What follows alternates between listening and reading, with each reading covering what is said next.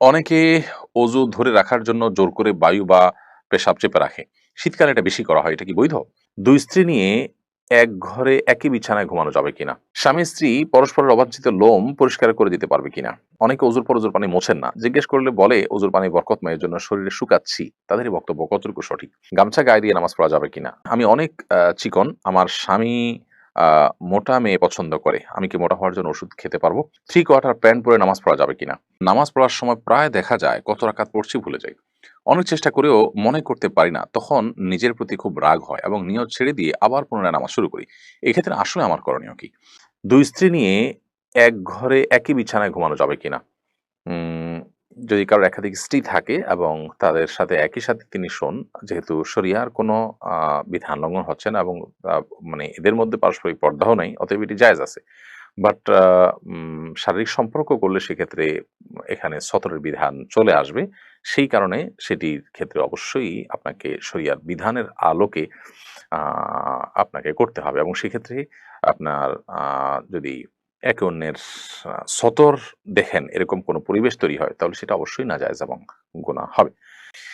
ইমাম যদি শেষ রাকাতে সূরা নাস পড়েন, তাহলে যাদের নামাজ ১ রাকাত ছুটে গেছে আ তারা কোন সূরা মেলাবেন? ইমাম যদি শেষ রাকাতে সূরা নাস পড়ে ফেলেন, যাদের আ নামাজ ছুটে গেছে তারা পরবর্তীতে সূরা নাসের আগে যেকোনো সূরাই পড়তে পারেন। এতে কোনো গুনাহ হবে না এবং তাদের নামাজও হয়ে যাবে। স্বামী-স্ত্রী পরস্পরের অবাঞ্ছিত লোম পরিষ্কার করে দিতে পারবে কিনা? আ যেহেতু স্বামী-স্ত্রীর মধ্যে কোনো পর্দা নেই, বিধায় তারা যদি কেউ একে অন্যকে এই কাজটি করে দিতে চান, বিশেষ করে বার্ধক্যে বা অসুস্থ হয়ে গেলে অনেক সময় প্রয়োজন হয় বা স্বাভাবিক অবস্থায় যদি করে দেন সেটি কোনো গুনাহের বিষয় নয়। অনেকের অনেকে অজুর পর অজুর পানি মোছেন না। জিজ্ঞেস করলে বলে অজুর পানি বরকতময়, এর জন্য শরীরে শুকাচ্ছি। তাদেরই বক্তব্য কতটুকু সঠিক? অজুর পানি আমরা শুকাবো কিনা? এর উত্তর হলো যে নবী করিম সাল্লাল্লাহু আলাইহি সাল্লাম অজুর পানি কোন একটা কাপড়ের টুকরা দিয়ে শুকিয়েছেন, এরকম বর্ণনা আছে। আবার মাঝে মধ্যে রেখে দিয়েছেন, এই বর্ণনাও আছে। অতএব ২ টাই সমান পর্যায়ে। তবে ঢালাওভাবে অজুর পানি না শুকিয়ে আপনি যেন শুকে যায় শরীরে, সেটার জন্য রেখে দেওয়া ব্যাপারে পরিষ্কার কোনো নির্দেশ কোন হাদিসে নেই যে এটার ভিতরেই কল্যাণ আছে। বরং নবী সাল্লাল্লাহু আলাইহি ওয়াসাল্লাম থেকে ২ টারই আমল পাওয়া যায়। আব্দুর রহমান লিখেছেন, গামছা গায়ে দিয়ে নামাজ পড়া যাবে কিনা? নামাজ তো হয়ে যাবে কিন্তু আ অবশ্যই ত্রুটিপূর্ণ হবে। নামাজের কোয়ালিটি নষ্ট হবে। কারণ আপনি আ উম গামছা গায়ে দিয়ে নিশ্চয়ই গুরুত্বপূর্ণ কোনো ব্যক্তির সঙ্গে সাক্ষাৎ করতে যাবেন না। বিধায় আ এটা আপনার নামাজের যে মর্যাদা সেটাকে নষ্ট করে। মোহাম্মদ জয়নুল আবেদিন তারিন এআইডি থেকে আপনি লিখেছেন, পা ধরে সালাম করা যাবে কিনা? সালাম মুখে দেয়ার জিনিস। আসসালামু আলাইকুম ওয়া রাহমাতুল্লাহি ওয়া বারাকাতুহু এভাবে সালাম প্রদান করবেন, সেটাই সালাম। সালামের সাথে পা ধরার কোনো সম্পর্ক নেই।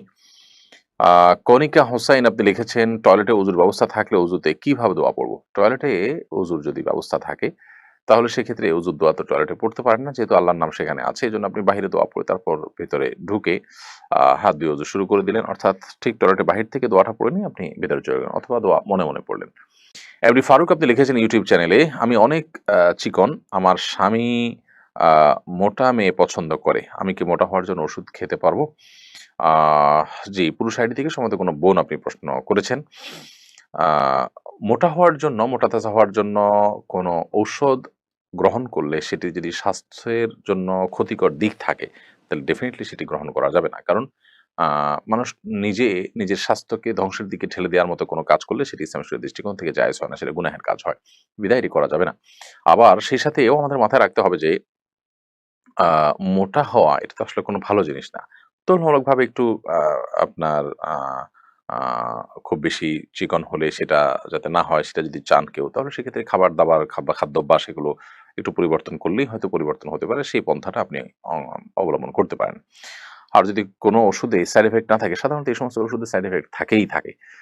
যদি এরকম কিছু থাকে, সাইড ইফেক্ট নাই, নিশ্চিত হতে পারেন আপনি, তাহলে সেটা গ্রহণ করলে কোনো অসুবিধা নেই। আবু সুফিয়ান মিয়া আপনি লিখেছেন, 3 কোয়ার্টার প্যান্ট পরে নামাজ পড়া যাবে কিনা? 3 কোয়ার্টার প্যান্ট আ যদি পরেন যেটার ফলে আপনার হাঁটু ঢেকে যায়, সেটাতে আপনি নামাজ পড়লে নামাজ হয়ে যাবে। তবে লক্ষ্য রাখতে হবে রুকু, সেজদা বা উঠা বসার সময় যেন এই প্যান্ট সরে গিয়ে হাঁটু প্রদর্শিত না হয়। যদি সেরকম হয় যে হাঁটু প্রদর্শিত হয় না বরং হাঁটু ঢেকে থাকে, 3 কোয়ার্টার প্যান্ট পরে তাহলে নামাজ পড়লে নামাজ হয়ে যাবে। তবে মনে রাখা উচিত আল্লাহ সুবহানাহু ওয়া তাআলা বলেছেন, ইয়া বানি আদম খুযু যিনাতাকুম ইনদা কুল্লি মাসজিদ, হে আদম সন্তান তোমরা প্রত্যেক নামাজের সময় সুন্দর পোশাক বা সুন্দর বা শোভা এটা গ্রহণ করো। তার মানে এমন পোশাক পরা উচিত নয় যে পোশাকটা আসলে আমরা সচরাচর গুরুত্বপূর্ণ কোনো অনুষ্ঠানে কোনো ব্যক্তির সঙ্গে সাক্ষাৎ করতে যাওয়ার সময় পড়ি না। নামাজ হয়ে যাবে সেটা একটা বিষয়, কিন্তু নামাজের কোয়ালিটিকে নষ্ট করতে পারে এ ধরনের পোশাক। কারণ এটি আল্লাহর দরবারে, আল্লাহর সামনে আমি দাঁড়াচ্ছি, তার সঙ্গে কিন্তু যায় না। আব্বাসউদ্দিন লিখেছেন, অনেকে অজু ধরে রাখার জন্য জোর করে বায়ু বা পেশাব চেপে রাখে। শীতকালে এটা বেশি করা হয়। এটা কি বৈধ?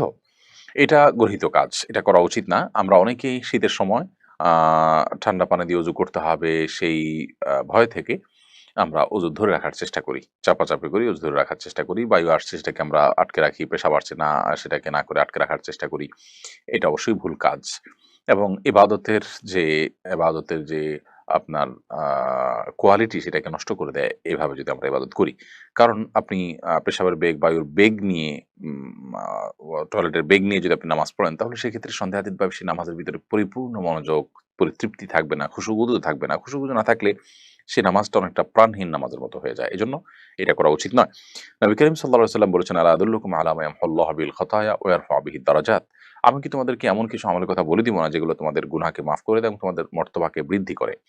তখন নবী সাল্লাল্লাহু আলাইহি ওয়াসাল্লাম আ বলেছেন, সাহাবা ইকরাম বলেছেন যে, "হ্যাঁ, অবশ্যই বলে দিন।" নবী সাল্লাল্লাহু আলাইহি ওয়াসাল্লাম তখন বলেছেন কয়েকটা আমল, তার ভিতরে একটা হলো ইসবাগুল উযুই আলাল মাকারিহ, অর্থাৎ কষ্ট এবং আপনার নানান রকমের বাধা বিপত্তি আ এগুলো উপেক্ষা করেও যারা ওযু করে উত্তম রূপে, তাদেরকে আল্লাহ তাআলা এই মর্যাদা বৃদ্ধি করেন। অতএব শীতের সময় এই কষ্ট উপেক্ষা করে ওযু করার চেষ্টা আমাদেরকে চালাতে হবে ইনশাআল্লাহ তাআলা।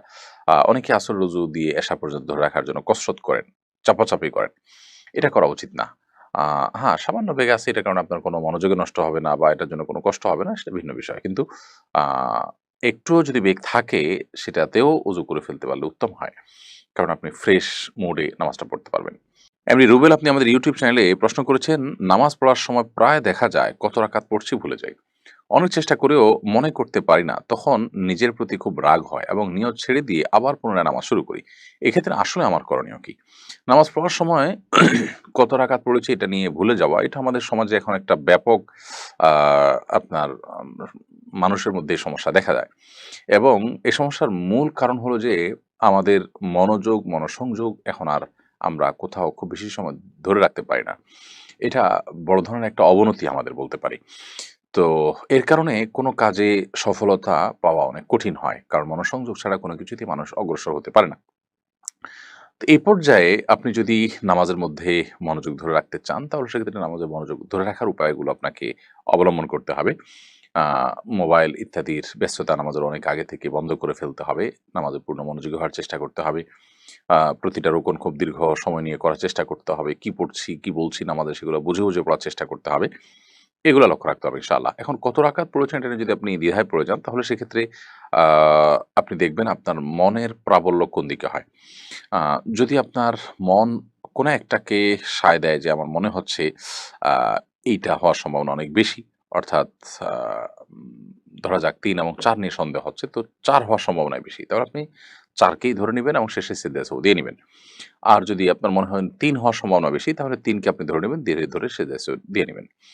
আর যদি ৩ এবং আ ৪ নিয়ে সন্দেহ হয় এবং আপনি ঠিক মাঝামাঝি পর্যায়ে দাঁড়িয়ে থাকেন, আ ৩ বা ৪ কোন দিকে আপনার মনের ঝোঁক বেশি না হয়, আপনি একেবারে ঠিক মাঝখানে দাঁড়িয়ে থাকেন, কোন দিকেই মন ঝুঁকছে না, তাহলে সেক্ষেত্রে আপনি কমটা ধরে নিবেন। ধরে ৩ ধরে নিয়ে আপনি নামাজ শেষ করে শেষে সিজদা সাহু দিয়ে নিবেন।